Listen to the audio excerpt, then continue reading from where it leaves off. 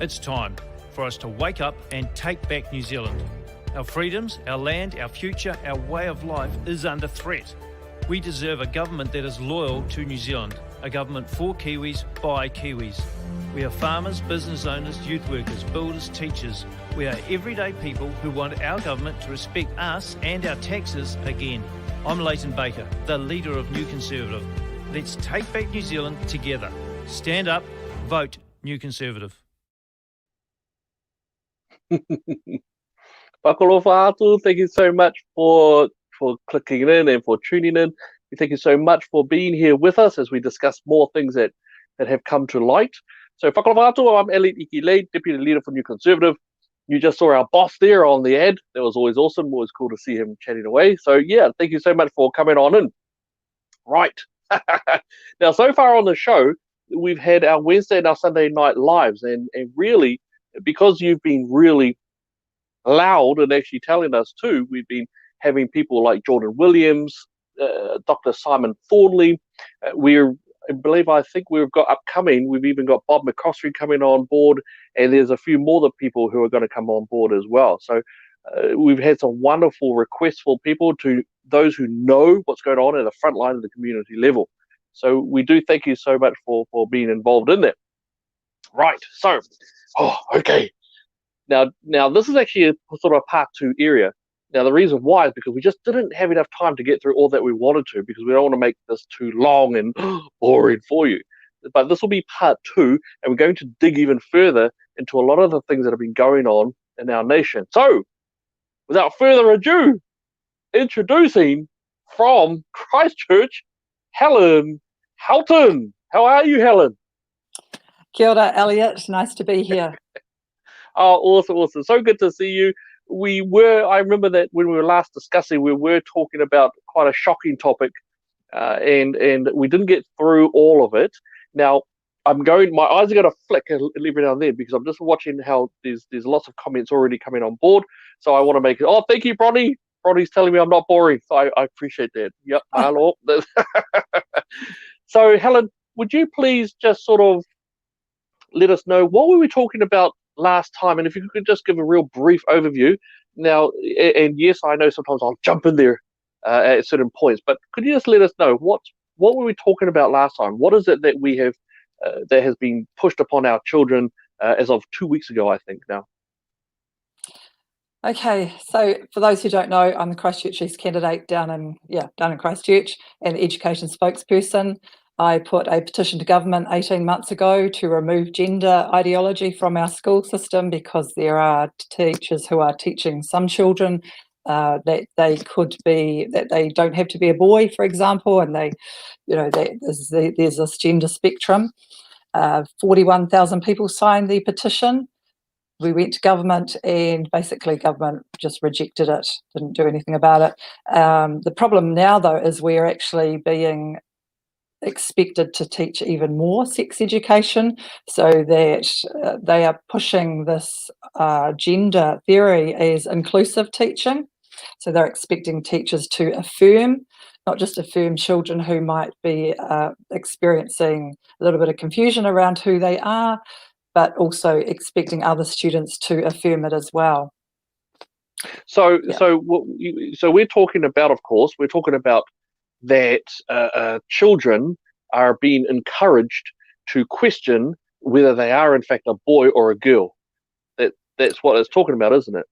Yeah, and even at age 5, like, they're not saying that, but they're actually getting children at age 5 now to explore the idea around the difference between gender and sex.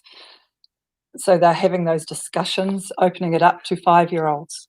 Now that, and I know we talked about this last time, but for those of you who have just tuned in and you weren't with us in our last discussion, what Helen's talking about is New Conservative. We were the party who exposed to the New Zealand public that gender ideology was actually in our nation through the Mates and Dates program. Also, we have been able to find that about half a dozen schools have stopped that program based upon the information that we gave them, that we exposed. So we found Mates and Dates program is absolutely about gender ideology. It is about the degenderizing of our children, the high schoolers from year 9 or form 3 to form 7. or year 13.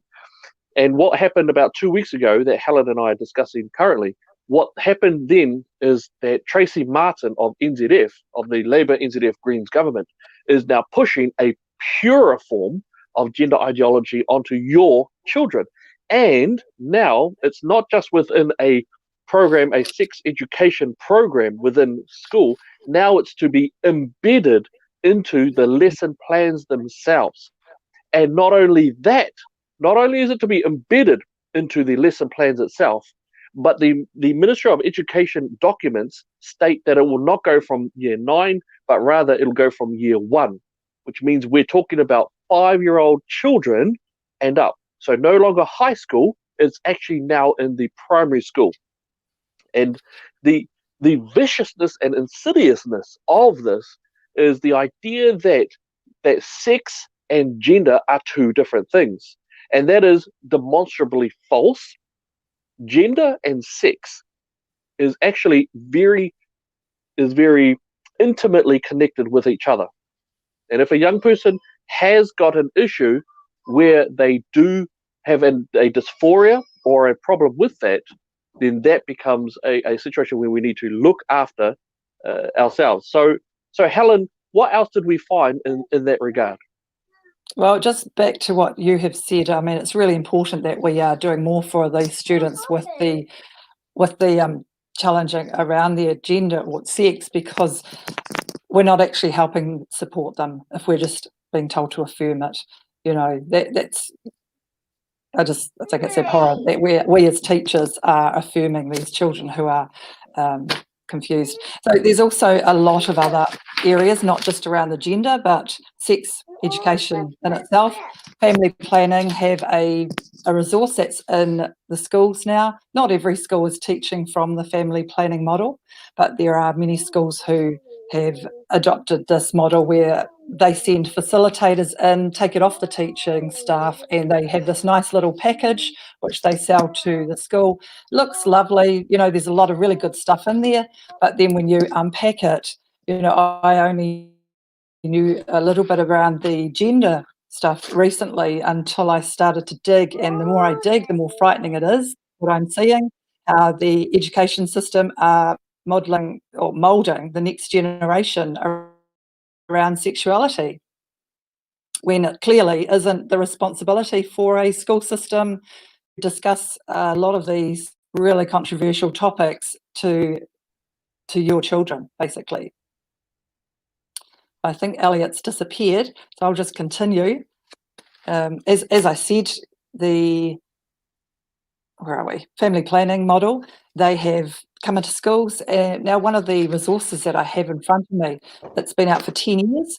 So this model's been in school for 10 years, I've been teaching it.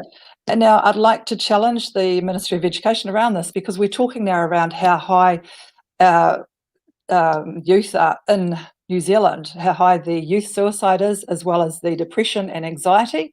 And yet this sexuality education's been taught for 10 years. So I would ask then, why have things not improved? They're not improving at all, they're going the other way. So one would wonder what it is that we are teaching, and we really need to investigate this a little bit more. And so firstly, I do apologise for everyone. I disappeared there. I'm daddying. Apparently, it's not babysitting. I'm parenting. So I had my little child there. So I'm hoping to shoot off there. So hopefully that's okay now. Helen, I do apologise if I missed something. You were talking about suicidality, the suicide rate of those who are struggling with gender identity disorder. Is that correct? What you were talking about there? Actually, what I was talking about, Elliot, is that this family planning resource that they've been teaching for 10 years. And so when we look at New Zealand and how we are increasing in our child youth suicide and the mental health issues, you would wonder why it's increasing when they've been teaching this for 10 years. So I would suggest that we need to actually look at what is being taught, and the evidence is clear that it's not improving the mental health of our youth. As far as the suicide goes for gender ideology, there is a lot of research out there that the suicide is actually more after people have gone on to transition. Now that's actually really important, because one thing that you're actually going to find is that when people, and it's not just the young people, it's also all adults. So one of the big pushes, because well, you out there, you may not realize, and this is a little bit of a tangent, but this is really important. You may not realize, but you all fund, since 2017, the government came in, according to a promise made in August of 2017. All of you out there, you now fund the public surgeries for gender transition, and that can be anywhere between $50,000, give or take, for the first operation for a male to appear like a female, and then it's lifelong aspects after that. Then also on the other side, if it's the other way around, then it's approximately $240,000, and then it's actually give or take, and that's for the first operation. Because don't forget, when the penis has been split, or the double mastectomies, or the skin grafts, bone grafts, all that to maintain it, it's lifelong operations to maintain that style of look. Also, along with that, you also fund the puberty blockers and the hormone therapies and the estrogen and the testosterone pills that have to occur. You fund all of that out there. And so what we found is that the suicidality is that there's a big push by saying that, hey, look, when we do these operations, actually the suicide rate, which is incredibly high for those with gender identity disorders, dysphoria, that it's supposedly, once they have the operation, it goes down. But this is not correct. In actual fact, most of the decent studies show that it is a couple of percentage increase after such an activity is done. Because of course, once the for example, when the penis is split and then repackaged together, even if you can do a reversal surgery, it's never the same, and it very much is a painful transition towards it. And we just found out a week and a half ago that the studies that had been shown to actually lower suicidality after transition surgery had been conducted, that was actually false. And so what was found, that in actual fact, no, it doesn't not go down. It actually continues to increase a little bit. And so we're engaging in unscientific psychological conditioning towards our children, or allowing it to be done towards our children. And that's including the surgeries that have been found to increase suicidality. And that's just incredible to know that our government, you're funding it, and our government's putting it through. So exactly, they're not questioning either. Like, sorry, Elliot, for butting in there, but this is such a big area that we need to talk about. And the one thing I love about this party is that we do discuss the real hard topics. Anyone can talk about housing or economics. We can all talk about that, but we're actually prepared to stand up and protect all of our people and have these hard conversations, no matter the pushback. It's really important that we open this up. There are the numbers of girls that are identifying as transgender is increasing every year. And now, like you said before, there's girls that are having double mastectomies at 16 years old. They will never know what it feels like to be a woman. They will never have children. And we're just locking them into this. There's clear evidence that after 10, 20 years, people regret that they have transitioned and they transition back. But like you said, they will never be the same. Yes, you can put on, go to get some more breast surgery, but you will never, the medication that you're talking about, they have to be on that for the rest of their life. So that's clearly going to do a lot of damage. The hormones and everything is going to do incredible damage to their self, their whole being, really. So Helen, now, are there any other parties who are bringing up the concerns and the problems around degenderizing or pushing gender ideology onto our children? Is there any other party who's seeking to defend the children on this? Do we have anyone that? No, which really surprises me. We have the other parties with, like I said, those, topics where everyone wants to know about the housing and economics. But I very rarely see any talk about family and in general, the health and well-being of our children. We talk a little bit about poverty, but the suicide issue has been there for quite some time. I've been going to, there's some grassroots organisations in my community who do incredible work for our youth and for our community, where they run a suicide symposium. It used to be yearly, and I've been along to that many times. A big shout out to them. They're incredible. But it's taking a lot of grassroots organisations to actually stand up and do this. I mean, where is our government? They're there to protect the people. It's just not acceptable, really. It's time that we get people in Parliament who are really prepared to do the hard work to actually stand up for all of our children. I mean, there's children now who are being confused in our education system. It's unacceptable. Right. I would have to say as well, it's been quite incredible. So I've been honoured, and Helen and I have both been honoured to actually be in front of our young people and help to teach them on a whole raft of subjects and important things. And what I have found over the last few years alone is actually, and I know that there are some secondary school kids watching this right now, and I really thank you also for being here, both those who support us and those who are just having to be a bit quiet. And one of the saddest things that we keep on hearing, that I've kept on getting messages about, is that in secondary school there is an absolute chilling effect on the secondary school students themselves. You, as a secondary school student, you used to be able to be encouraged to get up there and either talk about rainbow issues, or talk about prayer in schools, or talk about Christianity or freedom and democracy, or things of this nature. But in the last few years, what we have seen is an absolute chilling of anyone who sees that family and that the idea of heteronormativity, the fact that gender identity disorder / dysphoria, that maybe that should be questioned. Why is it that the school is now shoving upon us embedded literacy and embedment of gender ideology into our very school lessons? And what we found is that many students are now finding it really difficult.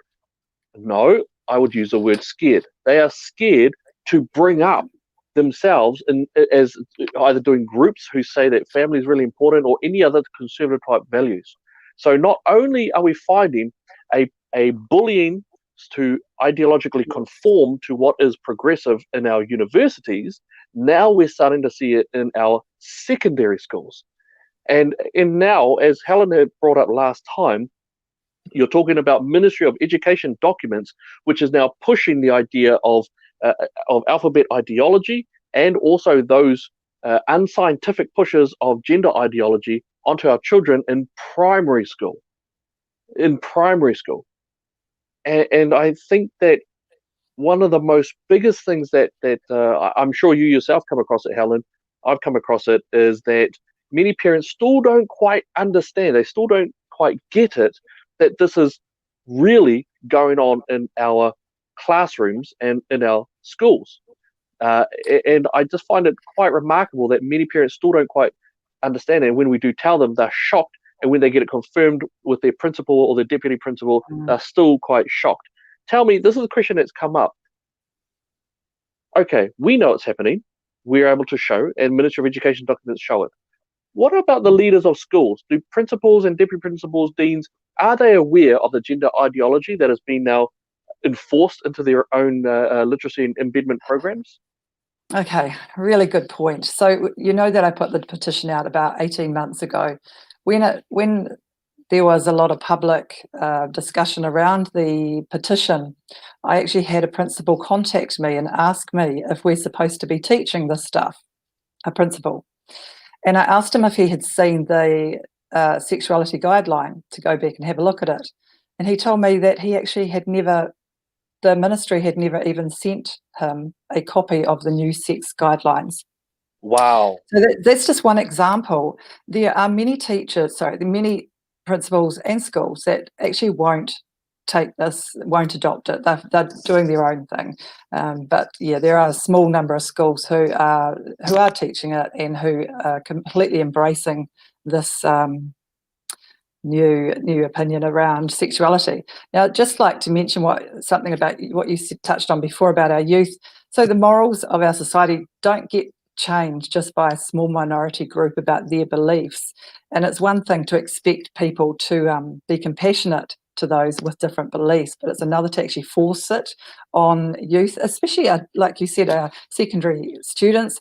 They aren't going to be able to challenge this if they don't feel quite right about it. We're planning are pushing the issue around the different genders, the different sexuality, And it doesn't leave anything there for students who don't agree with this to actually challenge it. In fact, it's got statements in the document to challenge students around to ensure that they actually come on board basically and agree with all these different types of sexuality. For one thing that's in front of me now, and I'm actually appalled about it, say sexuality education has its own language and students need to engage with this language. It's actually staying here that students are going to have to use this language whether they like it or not. So, sorry, what are you reading from a particular document right now then, are you? I have got the family planning year 10 sexuality document in front of me, and I've highlighted a number of things that are really appalling. Please give us a couple of. Do you have a couple of examples there? I think it'd be great for us to know what's going on. That what we're paying our taxes for. Okay, so there's a couple of points I'd like to make. So, for example, in one of the content lessons, there are a list of different ways that youth can be involved in sexual acts. Now they have anal sex there, okay, and masturbation, and all of these terms. Now, this book is directed to year 10s. I think we did touch on this last week, that a parent had been told that this was taught in a girls' school in a year 9. And the book clearly states that it's for year 10 onwards. However, I'd even question that. But the whole point is the fact that they've got these terms in there like anal sex, they actually are normalising it. And who said that? Who's got the right to actually say these things to any child, really? I mean, this is not for our schools to be touching on these topics. So what you're saying is that now I want everyone to hear this really carefully. What Helen's saying is that your children, 13, 14-year-old children, are being taught and told about anal sex, and also so not just sexual activity, but also fringe sexual activity. That's right. 13 and 14-year-old children. Now, these are young people. They normalise it. And they're normalising it. This is moving into areas of hebephilia, pederasty. This is incredible. This is no longer the old tampon in a cup with water sort of scenario. This has gone into a more purer form, and this is what Helen's discussing and talking about. So sorry, Helen, I do interrupt every now and then, so please go for it. Please carry on. Yeah, like I said, that's just one lesson. And so I'd go back to that statement where it talks about that sexuality has its own language and students need to engage. So that's basically saying that no matter who's in the classroom, whether they feel comfortable or not, they need to engage and use this language. So they need to be talking about these terms, anal sex, masturbation. That's incredible. Yeah. That's, I mean, it's just incredible that the depths of depravity that it has gone to, and this really is child abuse. I mean, I don't want my family to, I don't want my children to be learning this, and I know many of you out there do not want your children to be learning this, but this is how it's gotten to, and this is also, don't forget, to be taxpayer funded. Now, Helen, you said the first time, and it's from that documentation as well, in terms of a particular scenario given for 13 and 14-year-olds to actually discuss around. Do you remember when we had a chat about that one? Oh, sorry. What was that? I just logged it. Oh, that was no, that's all right. That was one about I believe his name was Ashley or something like that, or Max or someone like that, and Max is. Do you remember when we discussed that one? So I'd love if you've got it there. I'd love for you just to repeat that scenario now. Just while Helen's grabbing a hold of that. So what she's going to repeat is a scenario that was given to, I believe, 13-year-old children, and it's for 13, 14-year-old children. And just listen very carefully to the scenario and consider yourselves. I'm over 40, and even I struggled with the emotional and commitment ramifications. And so this is a scenario given to 13, 14-year-old children in terms of how to have a discussion around orientation, gender, identity, and things that are very confusing and very unscientific. So Helen, if you've got it there, I'd love to hear that scenario again. Yeah, I'm about to read it. I'd just like to say that some of these terms I'm using are, even as adults, you might be sitting there feeling really uncomfortable. And I've said to a group of people recently about that, if you feel uncomfortable, you think about your 12-year-old girl and boy who have to listen to this and how comfortable they're feeling in the classroom, not just with one teacher, but with a whole bunch of their peers. So this topic the title is Sexual Identity, Sexual Orientation and Sexual Behaviour. There are 4 examples. The first one, it's quite a long statement and there's a lot in it, so you need to listen carefully. Max has never been attracted to females. In fact, there have been a few guys he's been really into. He is engaged to Rachel and she is pregnant. He loves Rachel. She is his best friend, but she doesn't turn him on and they don't have sex very often at all. He has never had any sexual contact with a guy. Now that is one of the statements. So you can unpack that if you like, Elliot, around deception. There's so many things in there. Deception, commitment, casual. Children, this is absolutely okay. Yep, cheating. The idea of a baby is now another life form, another baby is in the room. The idea of sexual titillation and the idea of pleasure, and heart follows a heart, and these sorts of things. And please remind us again, when you found out when this documentation did come through, who had been given this documentation to discuss? Okay, so a young girl was afraid to tell her, from what I'd recalled, I'd heard that a young girl was afraid to tell her parents about this lesson that had been taught, but her older sister told the parents about it, which is horrific. Look, I have a lot of people contact me now about some of these lessons that are happening, and it's not just a one-off thing. Like I said, this book has actually been around for 10 years, and it's horrific for even me to have not realised some of what's been happening over the years. It was only 2 years ago that I realised that there was some really shocking stuff actually that we're teaching our children. Oh yeah, and I think parents just don't know. I think it's incredibly bad too, because we are allowing it. That's right. We are the taxpayers. We are the choosers of those who have been committing our children into this. And then we're questioning why it is that we're engaging in some of the most brutal forms of sexual ramifications. I know myself that I have, as you know as well, we both know that currently if a child becomes pregnant and that the child is scared and then the child wants to get an abortion, then the parents have no right to know at all. And that the child can be swept off quickly off to the abortion clinic and brought back. And the reason why I know that it actually does happen is because I've actually done that, and that's something that I've got to deal with myself. But it still remains that law that says that a little girl can be taken off to the abortion clinic and back, and the parents, the family, have no idea whatsoever, is an absolute disgrace and also contemptuous of the nature of what it means to be a parent, the faith that is there for a parent, and it actually places the state above the parent as well. And that is incredibly disgusting for any government to belong in. It is disgusting. It's like not only taking the rights away from parents, but like you said, it's deceptive. It's teaching children to actually be deceptive to their parents. And where is the trust?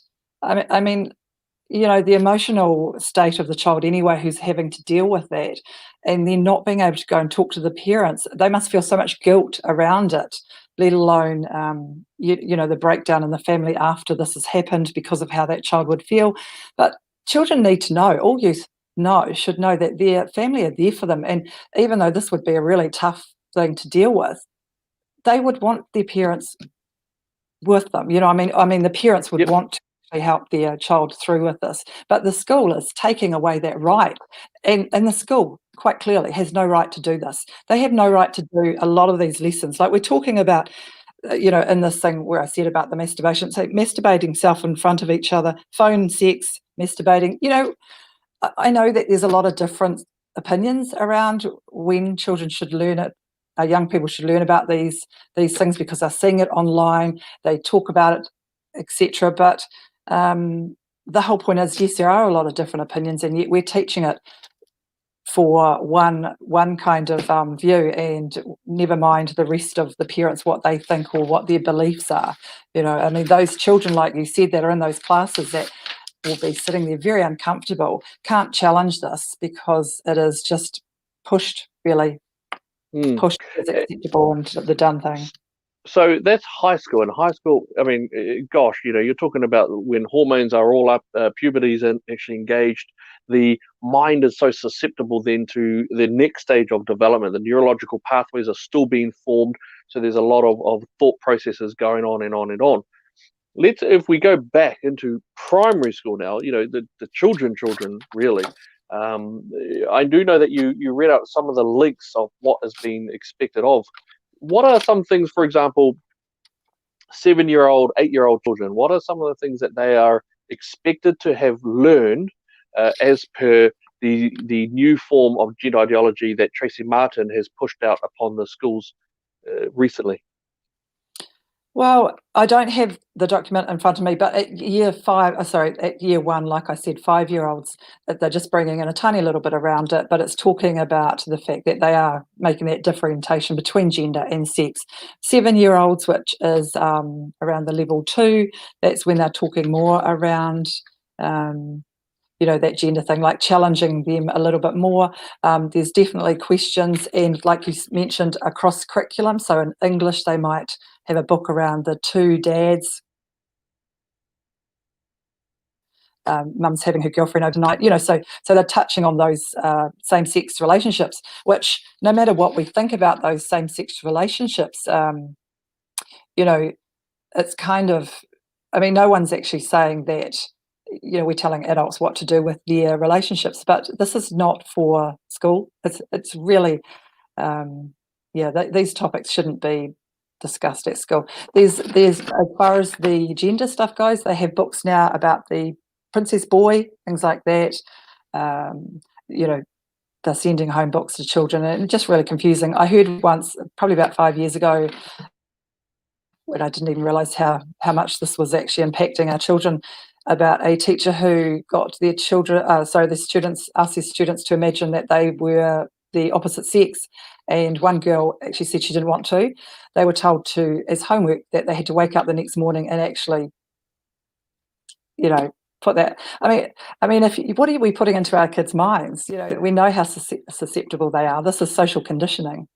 Yeah. In fact, I do recall also that in Lafayette, over in the US, when there was a very big issue, and parents actually got together and they really did to say, hey, stop. In actual fact, one of the drag queens who was part of the Drag Queen Storytime Hour, and by the by, that is now started up. So now we've got drag queens who are reading gender ideology and LGBTQIA plus books to even younger children, even now as 3 and 4 and 5-year-olds, and ratepayer funded public libraries. So, but in Lafayette, I remember that one of them stood up and said, "This is going to be the grooming of the next generation. This is going to be the grooming of the next generation."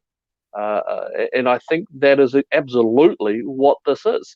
And so I really hope that parents out there, and I'm looking at the comments on YouTube and Facebook pages, it's really good. I'm really glad that a lot of you guys are out there really discussing it now and wanting to look. Under the law, the school doesn't have to tell you anything, but they do have to tell you if you ask. So you who've got children, ask.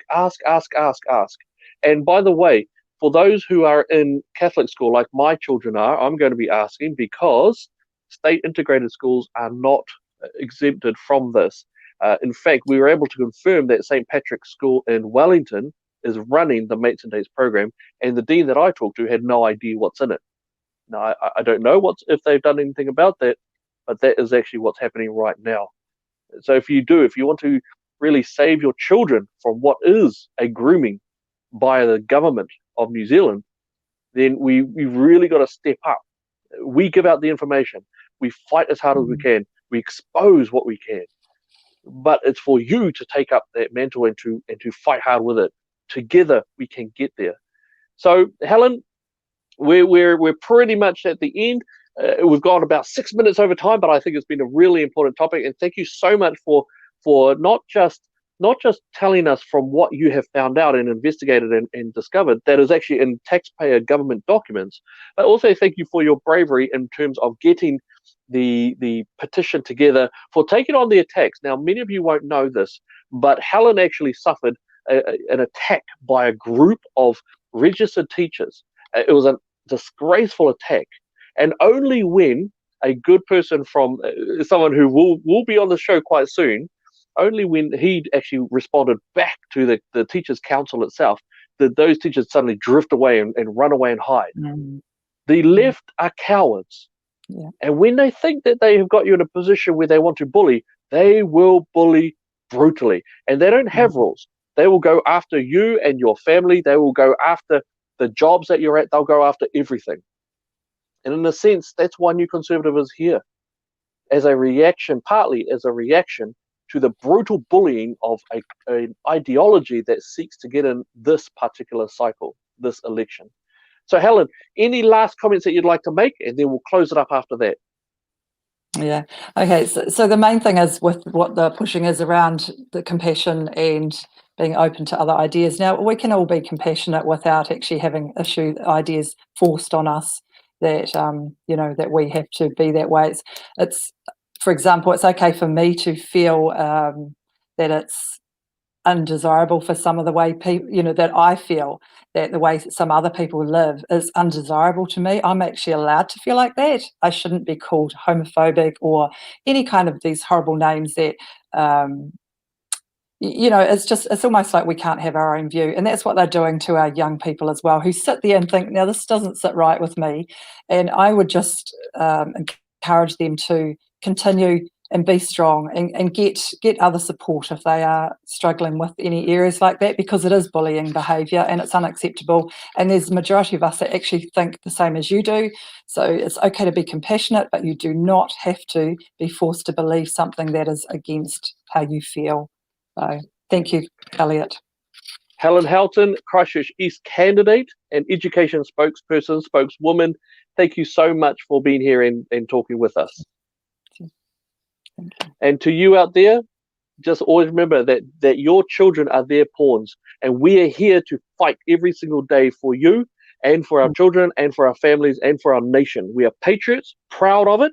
We've got no problem saying it left and right and all over the place. So in the meantime, for the next one on Sunday night, God bless you and God bless New Zealand. It's time for us to wake up and take back New Zealand. Our freedoms, our land, our future, our way of life is under threat. We deserve a government that is loyal to New Zealand, a government for Kiwis